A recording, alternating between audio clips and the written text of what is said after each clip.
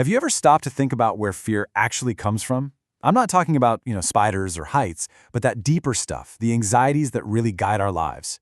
Well, today, we are diving into an ancient text that has a surprisingly modern take on all this. It's called the Bahudhātukasutta, or the Discourse on Many Elements. So let's jump right in. Okay, so right from the get-go, this discourse makes a really bold claim. It basically says that the real source of all our fears, all of our troubles, isn't something out there in the world. Nope, it's actually a lot closer to home. I mean, that's a pretty radical idea, isn't it? The Buddha is saying that every single fear, every calamity, springs from just one source, the bala, which in Pali means the unwise person. It's not about bad luck, it's not about what other people do to us, it all comes down to wisdom or the lack. And to really drive this point home, he uses this incredibly vivid metaphor. He compares an unwise person to a fire, and as you can imagine, the consequences can be pretty destructive. Just think about it for a second. A tiny little spark in a flammable grass hut can easily spread and take down an entire village, right? Even the strongest, most well-protected buildings. And in the exact same way, the trouble started by just one unwise person can create this ripple effect of chaos and suffering that touches everyone. But here's the good news. There is an alternative. The pandita, or the wise person, is the total opposite. They are a source of safety, of security, not just for themselves, but for everybody around them. They are the fireproof fortress, not the flammable hut.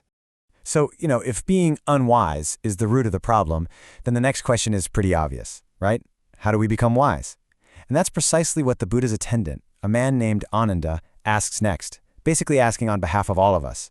He asks the million-dollar question, what does it actually mean to be wise? What does a wise and discerning person know that maybe the rest of us don't? And of course, the most important part, how do we get there? And the Buddha's answer is, you'll see, surprisingly practical. This isn't some high-level abstract philosophy. No, it's a clear, actionable roadmap based on mastering 4 very specific skills that in theory anyone can learn. Let's break them down.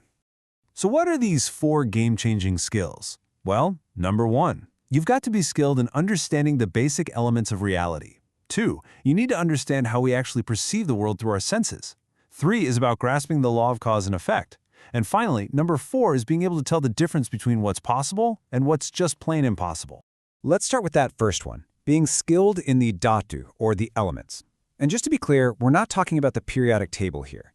Think of these as the fundamental building blocks of our experience, the very fabric of reality as we perceive it. Okay, so the text goes through a few different sets, but these 6 are really the core. You've got earth, which is all about solidity and resistance. Water, which represents cohesion, how things stick together. Fire as temperature, both hot and cold. Air is all about motion. Then you have space, which is like the container for all of it. And last but not least, consciousness, the awareness that actually knows and experiences everything else. The second skill is all about our senses. It's about getting super clear on how we're taking in the world through these 6 doors of perception and really understanding how that whole process is literally creating our reality from one moment to the next.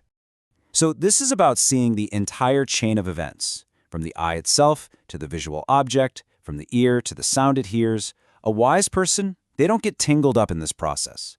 They see the raw data for what it is, before they start piling on layers of judgment and stories and confusion.